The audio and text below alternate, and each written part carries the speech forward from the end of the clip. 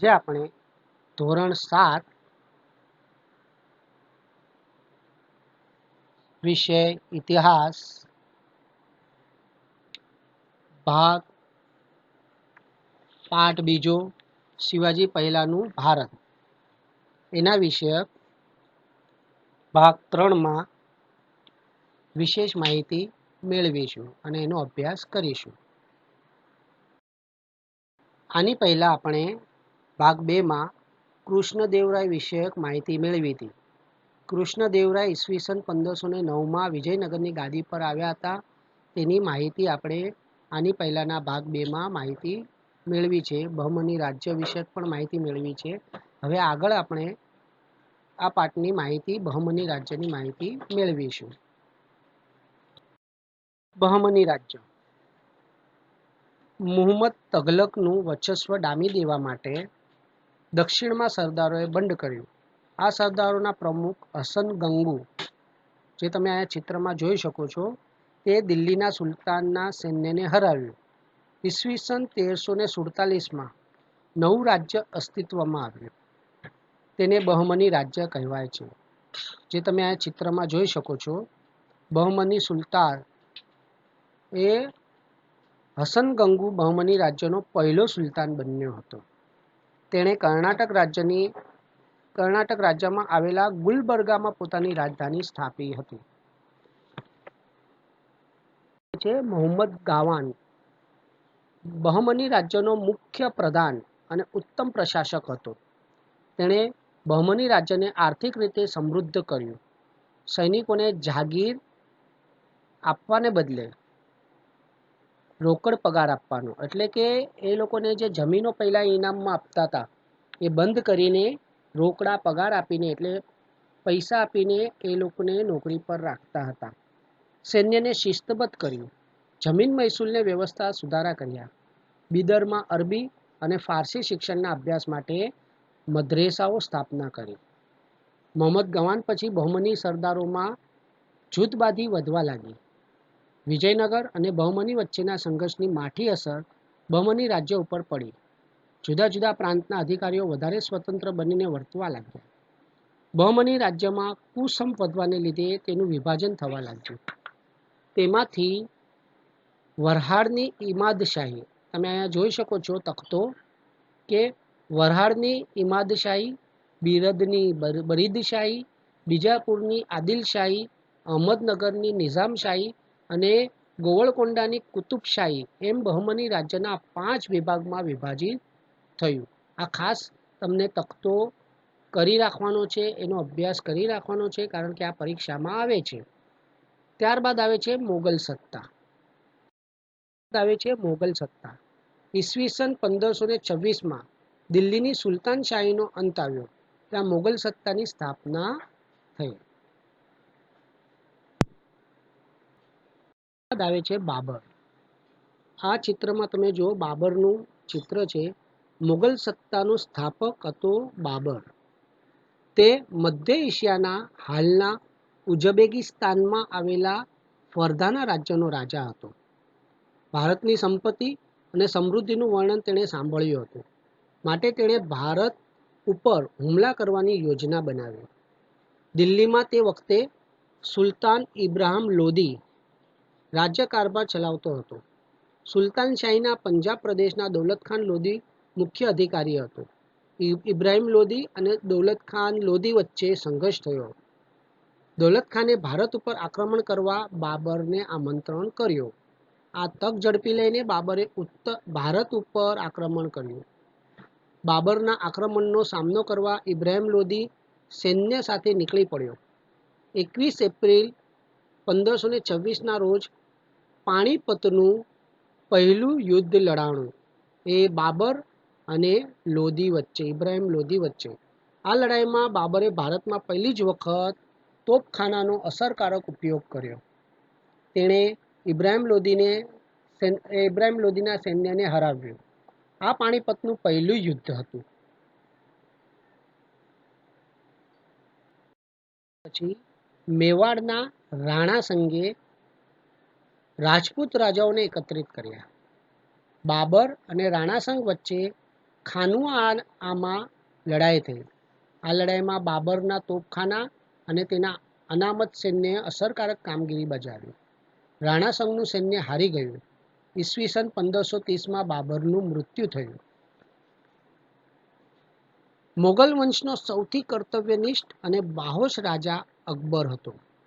અકબરે પોતાના એક ચક્રી શાસન હેઠળ ભારતને લાવવાનો પ્રયત્ન કર્યો, ત્યારે તેનો વિરોધ થયો.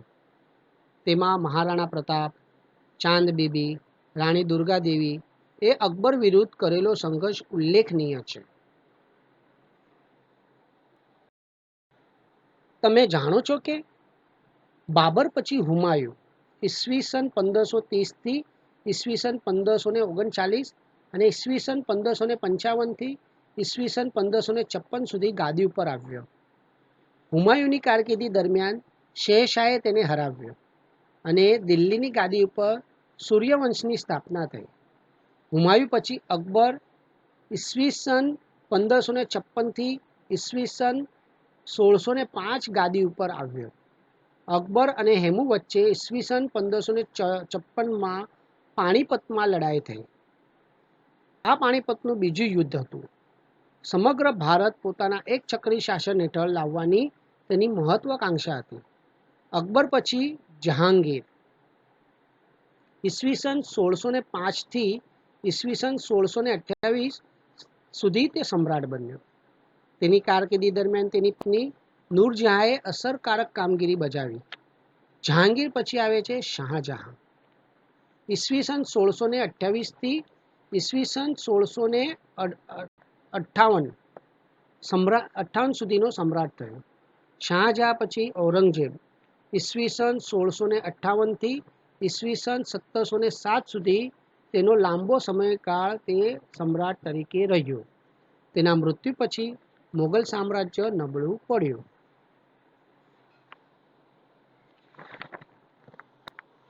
મહારાણા પ્રતાપ. ઉદયસિંહના મૃત્યુ પછી મહારાણા પ્રતાપ મેવાડની ગાદી ઉપર આવ્યા. મેવાડના અસ્તિત્વ માટે તેણે સંઘર્ષ ચાલુ રાખ્યો. મહારાણા પ્રતાપે આખર સુધી પોતાની સ્વતંત્રતા ટકાવી રાખવા માટે અકબર સાથે સંઘર્ષ કર્યો. પરાક્રમ, ધૈર્ય, સ્વાભિમાન, ત્યાગ વગેરે ગુણોને લીધે તે ઇતિહાસમાં અજરા અમર થઈ ગયા.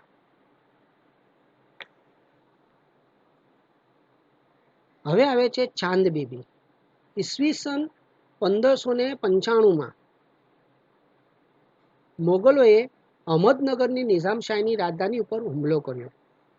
તમે આ બાજુમાં જોઈ શકો છો અહમદનગરની રાજધાનીનું નકશો છે. આ મોગલ સૈન્યએ અહમદનગરના કિલ્લાને ઘેરો ઘાલ્યો. હુસેન નિઝામશાહની બાહોશ અને કર્તવ્યનિષ્ઠ પુત્રી ચાંદ બીબીએ અત્યંત ધૈર્યથી તે કિલ્લો બચાવવા સામનો કર્યો. એ સમયે નિઝામશાહીના સરદારો વચ્ચે અણબનાવો થયા. આ અણબનાવને કારણે ચાંદ બીબીનું મૃત્યુ થયું. પછી મોગલોએ અહમદનગરનો કિલ્લો જીતી લીધો, પણ નિઝામશાહીનું સંપૂર્ણ રાજ્ય મોગલોના તાબામાં આવ્યું નહીં. હવે આવે છે રાણી દુર્ગાવતી. વિદર્ભનો પૂર્વ ભાગ, તેની ઉત્તરમાં આવેલો મધ્યપ્રદેશનો ભાગ, આજના છત્તીસગઢનો પશ્ચિમ ભાગ, આંધ્રપ્રદેશનો ઉત્તર ભાગ અને ઓરિસ્સાનો પશ્ચિમ ભાગ એ ઉપલક દ્રષ્ટિએ ગોંડવનનો વિસ્તાર હતો. ચંદેલ રાજપૂતોના વંશજમાં જન્મેલી દુર્ગાવતી લગ્ન પછી ગોંડવનની રાણી બની. તેણે ઉત્તમ રીતે રાજ્યકારભાર કર્યો. મધ્યયુગના ઇતિહાસમાં મોગલો વિરુદ્ધ ગોંડવનની રાણી દુર્ગાવતી કરેલી લડાઈ મહત્વની છે.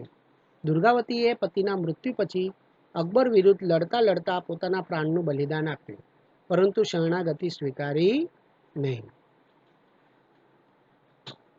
હવે આવે છે ઔરંગઝેબ. ઈસવીસન 1658માં ઔરંગઝેબ બાદશાહ બન્યો. તે વખતે મુગલ સામ્રાજ્ય દક્ષિણ અહમદનગર સુધી અને પશ્ચિમે કાબુલથી લઈને પૂર્વને બંગાળે સુધી ફેલાયેલું હતું.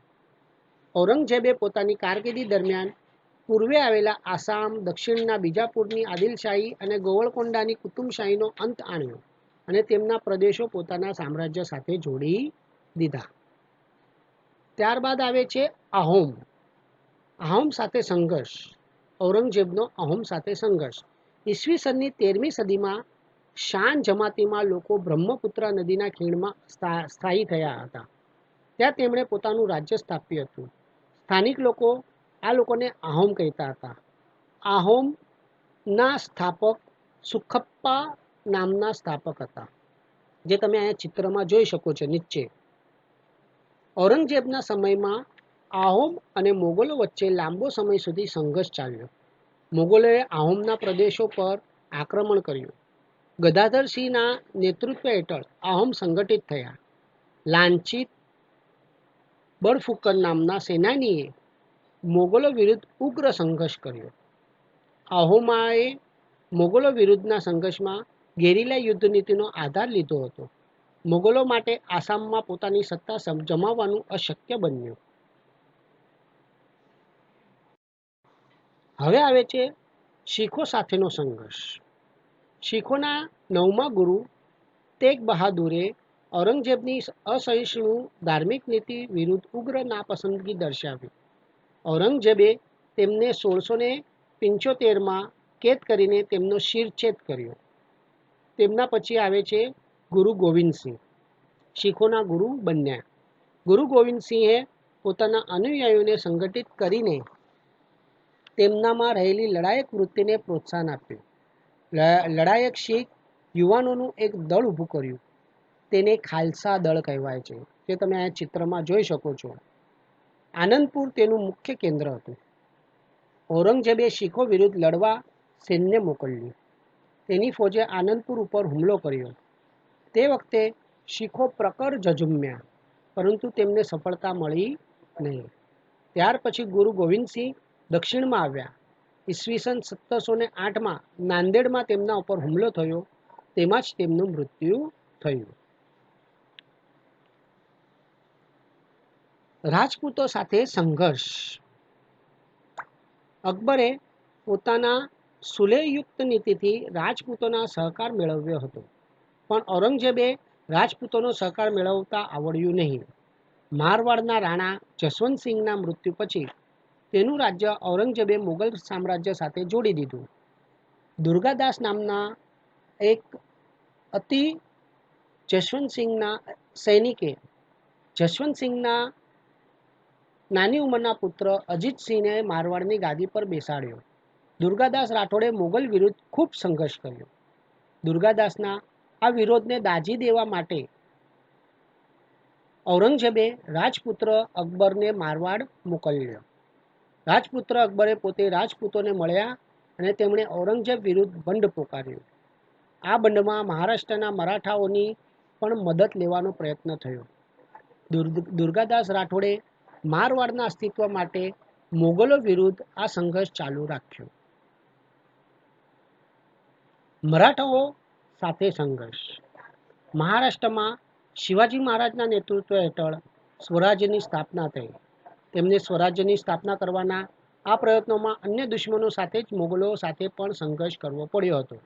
તેમના મૃત્યુ પછી સંપૂર્ણ દક્ષિણ ભારત જીતી લેવાના હેતુથી ઔરંગઝેબ દક્ષિણમાં આવ્યો, પરંતુ મરાઠાઓએ ઔરંગઝેબ સાથે ઉગ્ર સંઘર્ષ કર્યો, પોતાના સ્વતંત્રતાનું રક્ષણ કર્યું. આ સમગ્ર સંઘર્ષની માહિતી આપણે આગળના પાઠમાં મેળવીશું. અહીં પાઠ પૂરો થાય છે અને આની પછીના નીચેના સવાલના જવાબ તમને લખીને મને મોકલવાના રહેશે. તમારો ખૂબ ખૂબ આભાર.